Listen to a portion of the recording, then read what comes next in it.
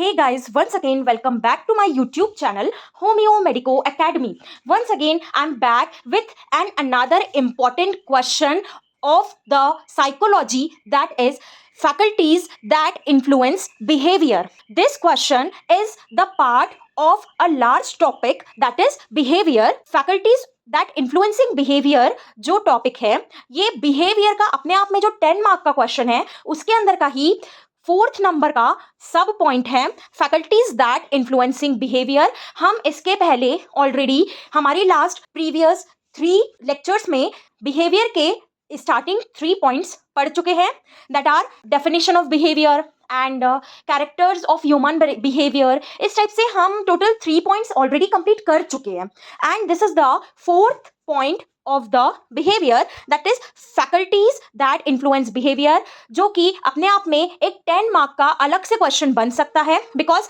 इस पॉइंट के अंदर आपको 10 पॉइंट्स लिख के आना ही पड़ेगा. तो इसलिए अपने आप में एक 10 मार्क का अलग से क्वेश्चन बिल्कुल आपके एग्जामिनेशन में बन सकता है. तो आपको इस आंसर को याद रखने के लिए टोटल 10 पॉइंट्स को याद रखना पड़ेगा और ये 10 पॉइंट्स को भी हम एक स्टोरी के फॉर्म में याद करेंगे. जैसे कि हमने कैरेक्टरिस्टिक्स ऑफ ह्यूमन बिहेवियर को हमने एक स्टोरी के फॉर्म में याद किया था कि जब एक बच्चा पैदा होता है तब से लेके तो जब तक उसकी डेथ नहीं होती तो क्या क्या बिहेवियरल चेंजेस आते हैं, कैरेक्टरिस्टिक होती है. सेम उसी तरह ये फैकल्टीज इन्फ्लुएंसिंग बिहेवियर को भी हम उसी कहानी के फॉर्म में दोबारा से याद करेंगे ताकि एग्जाम तक आपको ये अच्छे से याद रहे और आप इजीली अपने आंसर को लिख के आए और 10 मार्क्स इजीली गेन कर ले. सबसे पहले फैकल्टीज दैट इन्फ्लुएंस बिहेवियर का मतलब क्या है. फैकल्टीज मतलब फैक्टर्स, कुछ ऐसे फैक्टर्स दैट इन्फ्लुएंस मतलब अफेक्ट करना, जो फर्क पहुंचाना किसको, बिहेवियर को. मतलब ऐसे फैक्टर्स जो अफेक्ट करते हैं बिहेवियर को, हम उन 10 फैक्टर्स के बारे में यहाँ पढ़ेंगे. ये 10 फैक्टर्स को सबसे पहले हम एक ओवरव्यू देखते हैं 10 पॉइंट्स का, देन फिर मैं आपको बताऊंगी कि इस हर एक पॉइंट के अंदर आपको 2-2 लाइन में क्या लिख के आना है. तो first point, hereditary and behaviour. क्या स्टोरी स्टार्ट करते हैं. एक छोटा सा बच्चा है, वो पैदा हुआ, वो जैसे जैसे बड़ा हुआ 1 साल 2 साल, आपको उस बच्चे के बिहेवियर समझ में आने लग गया, दिखने लग गया. अब वो बच्चे में बिहेवियर आया कहाँ से, अभी तो उसने कुछ सीखना स्टार्ट भी नहीं किया. तो सबसे पहला फैक्टर है उसके अंदर बिहेवियर जो आया है वो है उसके जीन. मतलब जो जीन उसके पेरेंट्स से उस बच्चे में from parents to offspring transfer हुए हैं, वो जीन्स की वजह से उस बच्चे का बिहेवियर हमारे सामने आ रहा है. तो that is hereditary and behaviour. तो आप इसमें एक लाइन लिख के आएंगे, genes transfer from parents to offspring are influencing behaviour. Okay, now second point, environment and behaviour. अब वो बच्चा जैसे जैसे बड़ा हुआ वैसे वैसे उस बच्चे के आसपास का एनवायरनमेंट कैसा है, उसके आसपास के फैमिली मेंबर्स कैसे हैं, वो किस टाइप का बात कर रहे हैं, वो किस टाइप से बिहेव कर रहे हैं, वो सारे चीज़ें मिला के उस बच्चे का अब धीरे धीरे बिहेवियर डेवलप होना स्टार्ट होगा. ठीक है, तो यही है एनवायरनमेंट एंड बिहेवियर जो आपको लिख के आना है. That is surrounded environmental situations are also develop the behaviour of a person. Obviously यही हमने देखा, सराउंडेड एनवायरमेंटल सिचुएशन जो भी होगी उस बच्चे की, वही उस बच्चे के बिहेवियर को डेवलप करेगी. एग्जाम्पल आप यहाँ लिख के आ सकते हैं, a child hairs abuse in home. एक छोटा बच्चा है, वो अपने घर में बार बार गालियां सुन रहा है, मतलब उसकी फैमिली मेंबर्स बार बार अपशब्दों का प्रयोग कर रहे हैं घर में. ठीक है, so he will also have habit of abuse. तो बच्चे को भी आदत आएगी गालियां देने की. तो यही है एक बहुत बड़ा इन्फ्लुएंसिंग फैक्टर जो कि एनवायरमेंटल फैक्टर है. ठीक है, third point, learning and behaviour. वही एनवायरनमेंट से जो बच्चा लर्न कर रहा है, जो सीख रहा है, जो भी एक्सपीरियंसेस ले रहा है, वो ही सारे एक्सपीरियंसेस उसके बिहेवियर को इन्फ्लुएंस करेंगे. तो इसमें आप लिख के आएंगे एक्सपीरियंस एंड प्रैक्टिस. लर्निंग से आपको 2 वर्ड्स याद रखना है, एक्सपीरियंस एंड प्रैक्टिस. यही है लर्निंग. ठीक है, what a person learned in daily life. यही जो भी एक्सपीरियंस और जो भी प्रैक्टिसेस एक पर्सन डेली लाइफ में सीख रहा है, वही चीजें इन्फ्लुएंस करेगी उसके बिहेवियर को। Now fourth, memory and behaviour. वही जो वो पर्सन सीख रहा है, जो भी वो बच्चा सीख रहा है, वो चीजें उसकी मेमोरी में जाके फिट बैठ चुकी है। मेमोरी, आपको मेमोरी का मतलब क्या होता है वो वर्ड याद रखना है जो आप आंसर में मेंशन करके आएंगे। Storage of experience. मेमोरी क्या है? स्टोर है, एक स्टोर हो चुकी है एक्सपीरियंसेस, मतलब जो भी आपने अनुभव किया है अपने जीवन में, वो सारी एक्सपीरियंसेस का एक स्टोरेज कहाँ पे? हमारे माइंड में। Are responsible for moulding behaviour.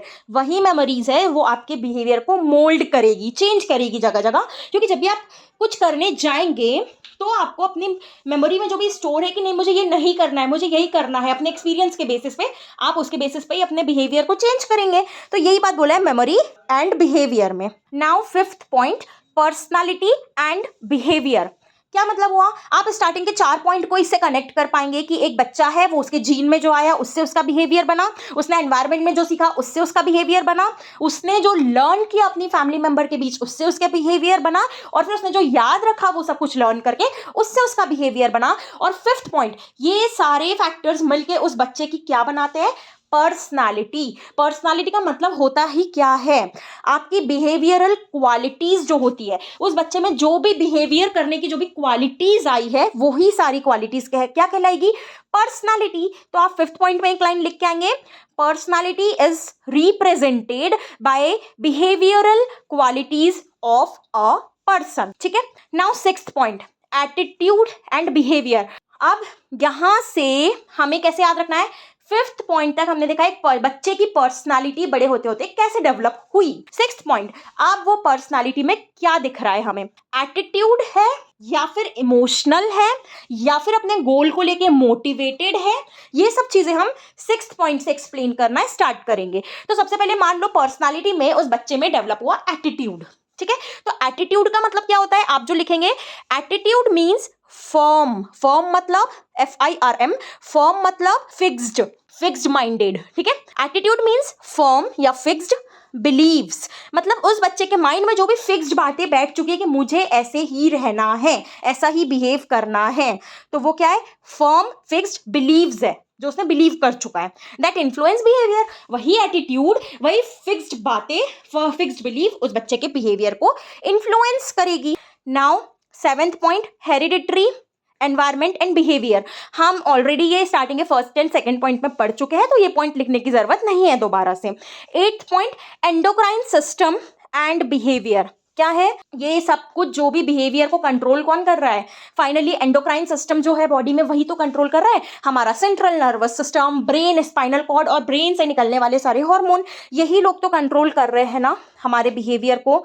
तो एट्थ पॉइंट और टेंथ पॉइंट आप साथ में समझिए कि हमने जो भी पर्सनालिटी डेवलप किया, हमने जो भी लर्न किया है ना, हमारी जो भी एटीट्यूड है, ये सबको कंट्रोल कौन कर रहा है? सबसे पहले तो एंडोक्राइन सिस्टम। क्या लिख के आएंगे आप इसमें?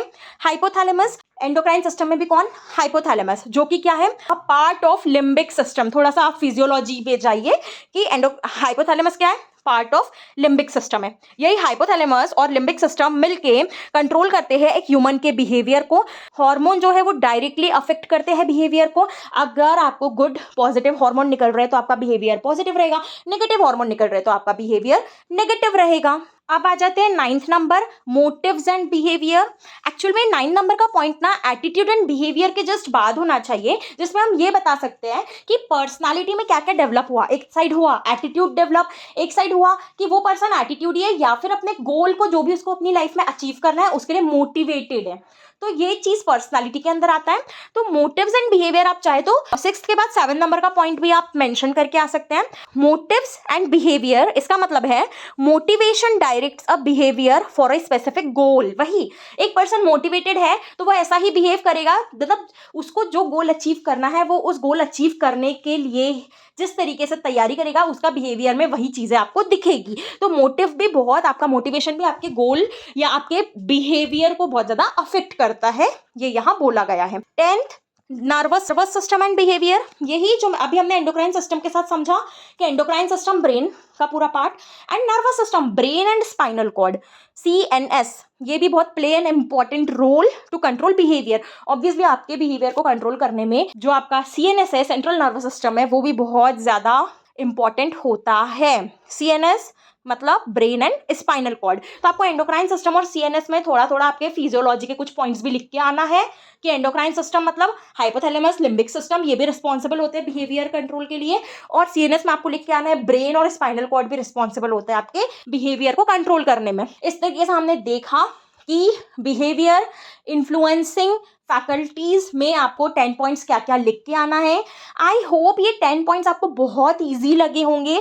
बुक में ये 10 पॉइंट्स टोटल 2 to 3 पेजेस में लिखे हुए हैं, जिसे हमने छोटे से फॉर्म में कंक्लूजन निकाल के आपके लिए एक पेज में टोटल 10 पॉइंट्स को एक्सप्लेन किया है, और आपको एग्जाम ओरिएंटेड पक्के पकाए नोट्स दे दिए कि एग्जाम में आपको क्या लिख के आना है। सिंपली जल्दी से फिर से हम समराइज करते हैं टोटल हमने क्या पढ़ा है। Faculties that influencing behaviour 10 marks में आएगा, तो आप क्या लिख के आएंगे।